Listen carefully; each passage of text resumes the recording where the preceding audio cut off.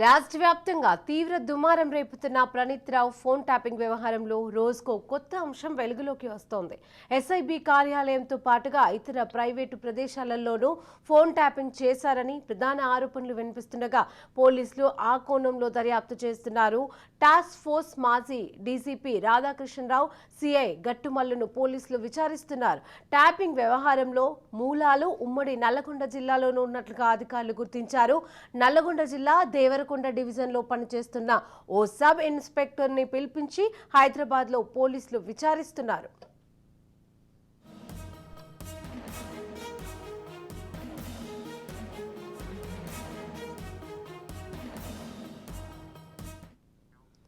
Police శాఖతో పాటుగా రాజకీయ పరంగా కలకలం సృష్టిస్తోన్న ఫోన్ ట్యాపింగ్ వ్యవహారంలో దర్యాప్తు వేగవంతం చేశారు. ఇప్పటి వరకు 3 పోలీసులను అరెస్టు చేయగా వీరితో పాటు ట్యాపింగ్ వ్యవహారంలో ఎవరెవరు పాల్గొన్నారు అనే అంశాలపై దృష్టి సారించారు. ఒక న్యూస్ ఛానల్ యజమాని శ్రవణ్ రావు ఇంట్లో సోదాల సమయంలో దొరికిన ఓ పెన్ డ్రైవ్ లో పోలీసులకు కీలక ఫైల్స్ లభ్యమైనట్లుగా సమాచారం.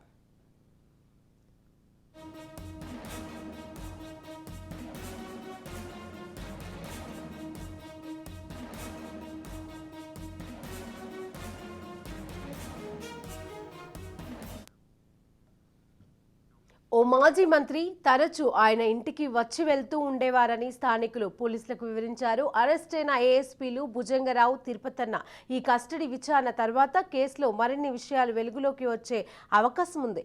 ఎవరెవరి ఆదేశాల మేరకు ట్యాపింగ్ చేశారు, ఆ సమాచారాన్ని ఎవరెవరికి చేరవేశారు అనే అంశాలపై ప్రశ్నించనున్నారు. అరెస్ట్ అయిన అధికారుల ఆస్తులను, ఆదాయాలపైన దృష్టి సారించింది. ఇక ముఖ్యంగా ప్రణీత్ రావుకు మూసాపేటలోని నివాసంతో పాటుగా నగరంలో మరో చోట కోట్ల రూపాయల విలువైన విలాసవంతమైన గృహం ఉన్నట్లుగా అధికారులు అనుమానాలు వ్యక్తం చేస్తున్నారు.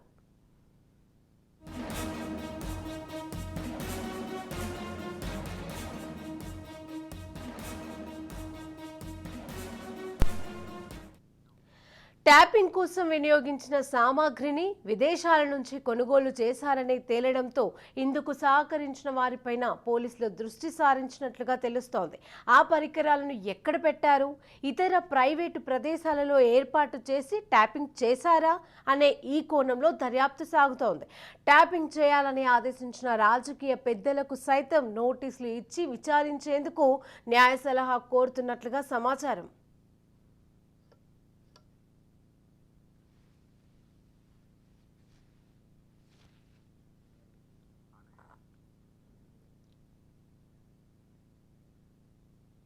ఫోన్ ట్యాపింగ్ కేసులో A1గా ఉన్న ప్రణీత్ రావు బృందంలో కీలకంగా ఉండి ప్రస్తుతం వరంగల్ జిల్లాలో పనిచేస్తున్న ఇద్దరు అధికారులు గతేడాది అసెంబ్లీ ఎన్నికల వేళ నల్లగొండ జిల్లాలోని పలువురు ప్రజాప్రతినిధులు, రియల్టర్లు, వ్యాపారుల ఫోన్ కాల్స్ ను ట్యాపింగ్ చేసినట్లుగా విశ్వసనీయ సమాచారం. నల్లగొండ, మహబూబ్ నగర్ జిల్లాలలోనూ ఒక యూనిట్ గా చేసి ఈ 2 జిల్లాల వార్ రూమ్ ను నల్లగొండలోని ఓ భవనంలో ఏర్పాటు చేసినట్లుగా తెలుస్తోంది. మరోవైపు కేసులో కీలక పాత్ర పోషించిన రాధాకిషన్ ను సైతం పోలీసులు అరెస్టు చేశారు. ఆయన్ను కూడా కోర్టులో హాజరుపరచనున్నారు.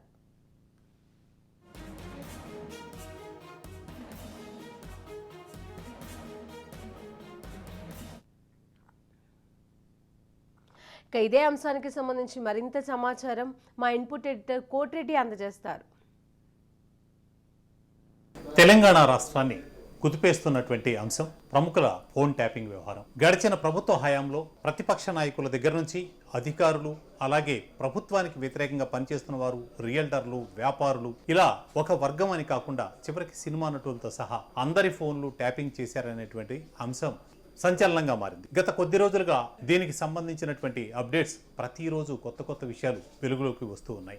అందులో భాగంగానే ఇప్పటికే కొంతమంది పోలీసు అధికారులు అరెస్ట్ అయ్యారు. నిజానికి రక్షణ కల్పించాల్సినటువంటి అధికారులు భక్షకులుగా మారి చేసినటువంటి తతంగంలో వారే నిందితులు కావడం అనేది అత్యంత హేయమైనటువంటి పరిస్థితి. ఇప్పటికే అడిషనల్ ఎస్పీలుగా ఉన్న భుజంగరావు, తిరుపతన్న అరెస్ట్ అయ్యారు. మొట్టమొదట ఈ కేసులో ప్రణీత్ రావుని అరెస్ట్ చేశారు. ఈ రోజున మరో ఇద్దరిని అదుపులోకి తీసుకున్నట్లు సమాచారం. అందులో ఒకరు టాస్క్ ఫోర్స్ డీసీపీగా ఉన్నటువంటి రాధాకిషన్రావు, మరొకరు అప్పట్లో ఎస్ఐబి సిఐగా పనిచేసినటువంటి గట్టుమల్లు. వీరి విచారణలో మరిన్ని కొత్త విషయాలు వెలుగులోకి వస్తాయనేటువంటి అభిప్రాయం కూడా వ్యక్తమవుతోంది. ఇక ఈ కేసు సుదీర్ఘంగా సాగుతూ ఉండే కొద్దీ క్రమంగా కేసులో బాధితులైనటువంటి వ్యక్తులు తెర మీదకు వస్తున్నారు. రాజకీయ పక్షాలకు సంబంధించినటువంటి వ్యక్తులపై ప్రధానంగా ఈ ట్యాపింగ్ చాలా తీవ్రంగా పనిచేసిందనేది వాస్తవం. అందులో ముఖ్యమైనటువంటి అంశం తెలంగాణలో జరిగినటువంటి ఉప ఎన్నికల సందర్భంగా ఈ ట్యాపింగ్ టీం అంతా కూడా విపక్షాలకు వ్యతిరేకంగా అప్పుడు అధికారంలో ఉన్నటువంటి బీఆర్ఎస్ పార్టీకి సానుకూలంగా ఎక్కువగా పనిచేశారు. ఇదే విషయాన్ని రఘునందన్ రావు, బీజేపీ నాయకుడు రఘునందన్ రావు ఒక ఫిర్యాదు ద్వారా తాను ఇందులో బాధితుడినని ఫిర్యాదు చేశారు. అలాగే మహబూబ్నగర్కు సంబంధించినటువంటి ఎమ్మెల్యే ఎన్ఎం శ్రీనివాసరెడ్డి కూడా ఇదే అంశం మీద ఫిర్యాదు చేశారు. అదే జిల్లాకు సంబంధించినటువంటి రాఘవేంద్రరాజు గతంలోనే దీనిపైన ఒక ఫిర్యాదు చేసినట్లు తెలుస్తోంది. ఈ ట్యాపింగ్కి సంబంధించినటువంటి అంశాలు రోజు రోజు కొత్త రూపు సంతరించుకుంటున్నటువంటి తీరులో నిన్న రఘునందన్ రావు చేసినటువంటి ఫిర్యాదులో ప్రధానంగా వ్యాపారులను వారు బెదిరించినటువంటి తీరు కూడా క్లియర్గా ఉంది. అందులో ప్రముఖ వ్యాపారి శ్రీధర్రావుకు సంబంధించినటువంటి ఫోన్లను ట్యాప్ చేసి అతని పైన ప్రభుత్వంలో ఉన్నటువంటి పెద్దలు సాగించినటువంటి దురాఘాతాలని ఆయన ఇంచుమించు వివరంగానే పోలీసులకు తెలియజెప్పినటువంటి ప్రయత్నం మనకు తెలుస్తోంది. ఈ ఒకటే కాదు, ఇక ఎంతోమంది వ్యాపారులను బెదిరించి వారి ఫోన్ రికార్డ్స్ అన్ని ఎదురుగా పెట్టుకొని వందల కోట్ల రూపాయలు అక్రమాలు చేశారనేది నిరంతరం వెలుగులోకి వస్తున్నటువంటి అంశం. ఈ అన్నింటికి ఇంటెలిజెన్స్ బ్యూరోకి చీఫ్గా ఉన్నటువంటి ప్రభాకర్ రావు చుట్టే తిరుగుతోంది. ప్రభాకర్ రావు ఇందులో ప్రధాన నిందితుడైతే అయి ఉండవచ్చు, కానీ అసలు ఓవరాల్గా పోలీస్ బాస్ ఏం చేశారు?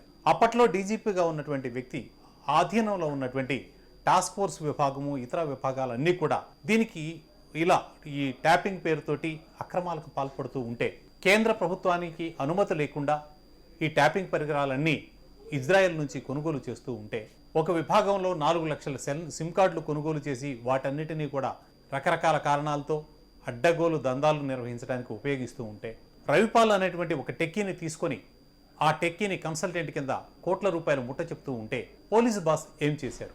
అది ప్రధానంగా తేలాల్సినటువంటి అంశం. ప్రభాకర్ రావు దగ్గర మొదలైపోయి ప్రణీత్ రావు దగ్గర ముగించడం అనేది విచిత్రంగా అనిపిస్తోంది. ఏ కుటుంబంలో అయినా సభ్యులు కానీ కుటుంబ సభ్యులు కానీ కుటుంబంలో ఉన్నటువంటి ఏ వ్యక్తి అయినా ఒక తప్పు చేశాడు అంటే ఖచ్చితంగా ఆ కుటుంబ పెద్ద బాధ్యతారాహిత్యమో లేకపోతే నిర్లక్ష్యమో కారణమై ఉండాలి. మరి ఈ టాస్క్ ఫోర్స్ వీళ్ళంతా కూడా చేసినటువంటి పనులకు అప్పటి పోలీస్ బాస్గా ఉన్నటువంటి వ్యక్తి తిరిగి మళ్ళీ ప్రభుత్వం మారిన తర్వాత రిటైర్ అయిన తర్వాత కూడా మళ్ళీ పదవులు అనుభవిస్తున్నారు. కానీ మరి ఆయన వైపు చర్యలు తీసుకునే దిశగా ప్రభుత్వం ఏమైనా చేస్తుందా అనేది మనం వేచి చూడాలి. ఇక మరోవైపు కనుక గమనించినట్లయితే ఈ కేసులో ప్రధాన నిందితుడిగా ఉన్నటువంటి ప్రభాకర్ రావు అక్రమదారుల్లో హవాలా వ్యాపారుల్ని అలాగే రియల్టర్లని బెదిరించి వందల కోట్ల రూపాయలు వసూలు చేసిన ఈ డబ్బు మొత్తాన్ని ఎలా వైట్గా మార్చారు? దీని పరిధిలో ఎవరున్నారు? తాను ఇలా మార్చడానికి దోహదం చేసినటువంటి సహకరించినటువంటి వ్యక్తులు ఎవరు? ఇది కీలక అంశంగా ఉంది. అందులో ముఖ్యమైనటువంటిది ప్రభాకర్ రావు వియంకుడైనటువంటి దుంతినేని రవీంద్రరావు, ఆయన భాగస్వాములుగా ఉన్నటువంటి కృష్ణారెడ్డి వంటి వ్యక్తులు కనిపిస్తారు. సహజంగానే బ్లాక్ మనీని మొత్తాన్ని వైట్ చేయడానికి ఉన్నటువంటి మార్గాల్లో హవాలా మార్గాలు వైట్ చేయడానికి కాదు, బ్లాక్ ఇది చేయడానికి ఎక్కువగా ఉపయోగపడతాయి. బట్ వైట్ చేయడానికి ఉన్నటువంటి ఏకైక మార్గం ఎక్కువగా ఉపయోగించేది మన వాళ్ళంతా కూడా రియల్ ఎస్టేట్. ఈ రియల్ ఎస్టేట్లోనే రవీంద్రరావు, మురళీకృష్ణ వీళ్ళంతా కూడా రకరకాల ప్రాజెక్టులని చేపట్టారు. ఈ డబ్బు మొత్తాన్ని కూడా ఆ ప్రాజెక్టుల్లోకి మళ్లించారు అనేటువంటిది వస్తున్నటువంటి ఆరోపణ. వీళ్ళు రకరకాల ప్రదేశాలలో వివాదాస్పద భూముల్ని ప్రభుత్వంలోని పెద్దల అండదండలతోటి లేదా ఈ పోలీసు బాసుల అండదండలతోటి లాగేసుకొని వాటిని వెంచర్లుగా వేశారు. వాటిలోనే చాలా ప్రాజెక్టులు చేపట్టారనేటువంటి ఆరోపణలు వస్తుంది. ఈ దిశగా దృష్టి పెడితే కొన్ని వందల కోట్ల రూపాయల అక్రమాలకు సంబంధించినటువంటి విషయాలు వెలుగు చూసేటువంటి అవకాశం కనిపిస్తోంది. ఇక ఇదే కేసులో ఇంకొక నిందితుడిగా చూడదగినటువంటి వ్యక్తి అప్పటి ఎక్సైజ్ శాఖ మంత్రిగా ఉన్నటువంటి శ్రీనివాస్ గౌడ్. అతనికి వ్యతిరేకంగా ఉన్నటువంటి వ్యక్తుల ఫోన్లన్నీ కూడా ట్యాప్ చేశారనేది ఇప్పటికే చాలా ఆరోపణలు వచ్చాయి. ఇక శ్రీనివాస్ గౌడ్ దీనిని అడ్డు పెట్టుకునే రకరకాల విధానాలలో అందరినీ బెదిరించారు అనేటువంటిది కొత్తగా వస్తున్నటువంటి అంశం. ఈ ట్యాప్ చేసినటువంటి వ్యక్తుల సహకారం ఆయన తీసుకున్నారు అని తెలుస్తోంది. ఇక ఎక్సైజ్ శాఖ మంత్రిగా వ్యాట్కు సంబంధించి వందల కోట్ల రూపాయలని ఎగ్గొట్టడానికి డిస్టిలరీల నుంచి వచ్చి కొనుగోలు చేసినటువంటి వాటిల్లో వందల కోట్ల రూపాయల అక్రమాలు జరిగాయని తెలుస్తోంది. ప్రభుత్వం ఆ దిశలో కూడా దృష్టి పెట్టినట్లు కనిపిస్తోంది. ఇప్పటికీ రాష్ట్రంలో ఉన్నటువంటి 19 డిస్టిలరీలలో 2 పైన పరిశోధన చేస్తేనే దగ్గరగా 500 కోట్ల రూపాయల పైగా అక్రమాలు చోటు చేసుకున్నాయని తెలుస్తుంది. అంటే సగటున 250 నుంచి 300 కోట్ల రూపాయలు ఒక్కొక్క డిస్టిలరీ నుంచి వ్యాట్ రూపంలో ప్రభుత్వానికి రావాల్సినటువంటి సొమ్ము దారి మళ్ళింది. ఇదంతా ఎవరికి చేరుతోంది, ఎవరెవరి వాటాలు ఎంత అనేది సెకండరీ.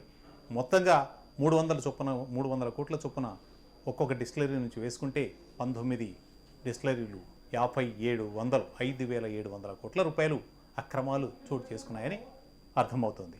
ఇక ట్యాపింగ్ వ్యవహారంలోకి వచ్చేట్లయితే ఈ రవీంద్రరావు అలాగే మురళీకృష్ణారెడ్డితో పాటు ప్రభాకర్ రావు తన కుటుంబ సభ్యులతోటే ఇంకొక రియల్ ఎస్టేట్ కంపెనీని కూడా స్థాపించారు. అందుకు కూడా కారణమైనటువంటిది ఇక్కడ సంపాదించినటువంటి అక్రమ సంపాదన మొత్తాన్ని అందులోకి మార్చడం. అది మ్యాన్బూమ్ రియల్ ఎస్టేట్.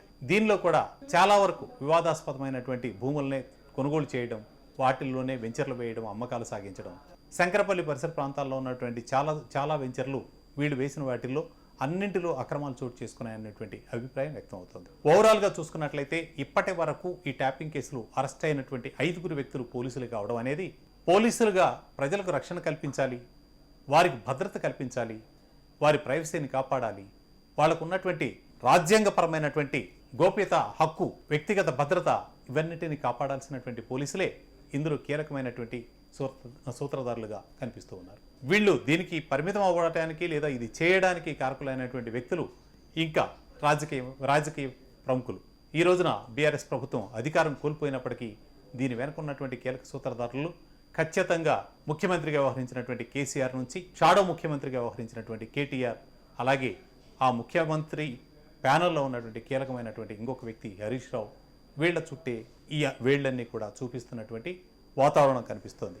3 పోలీసులకు ఈరోజు అదనంగా ఇంకొక 2 పోలీసులు అరెస్ట్ అవ్వడం అనేది కనిపిస్తోంది. బహుశా ప్రభాకర్ రావు అరెస్ట్ తర్వాత మొత్తం 15 మంది వరకు ఇందులో ఈ జాబితాలో ఉన్నారు అని పోలీసులే ఉన్నారని చెప్తున్నారు. చట్టపరంగా వీళ్లపైన ఎలాంటి చర్యలు తీసుకునే అవకాశం ఉంది? విచారణ వరకు ఓకే, ఇప్పటికే సాక్ష్యాధారాలను ధ్వంసం చేశారు. వీళ్లపైన చట్టపరంగా ఎలాంటి శిక్షలు విధించే అవకాశం ఉంది? వాళ్లను శిక్షించడానికి కావాల్సినటువంటి ఆధారాలు దొరికేటువంటి పరిస్థితులు ఉన్నాయా అనేది కూడా ఒక ప్రశ్న. ప్రతిపక్ష నాయకుడిగా సవాలు చేసి మరీ ఈ విచారణను కొనసాగిస్తున్నటువంటి ప్రస్తుత ముఖ్యమంత్రి రేవంత్ రెడ్డి ఈ విషయం మీద కూడా కొంత బలమైన సాక్ష్యాలు సంపాదించే విషయంలో దృష్టి పెట్టాల్సినటువంటి అవసరం ఉంది. లేకుంటే టెలిఫోన్ ట్యాపింగ్కి సంబంధించి సాక్ష్యాధారాలు లేవు అనేటువంటి దానితో ఈ నిందితులుగా ఉన్నటువంటి వ్యక్తులు కేవలం సస్పెన్షన్లతోటి తిరిగి లేదా కోర్టులను ఆశ్రయించో మరో రకంగానో కొద్ది భవిష్యత్తుకు సంబంధించినటువంటి ఇన్సెంటివ్ లాంటివి కోల్పోవడమే తప్ప మళ్ళీ శిక్షలు పడకపోతే ప్రజలకు ప్రభుత్వాలపైన ఉన్నటువంటి నమ్మకం, పోలీసు యంత్రాంగం పైన ఉన్నటువంటి విశ్వాసం సన్నగిల్లేటువంటి ప్రమాదం ఉంది. అప్పటి పోలీస్ బాస్ ఎవరైతే ఉన్నారో వారి దగ్గర నుంచి విచారణ మొదలు పెడితే మరింత లోతైనటువంటి విషయాలు తెలిసే అవకాశం ఉందనేది మనకి అర్థమవుతా ఉంది.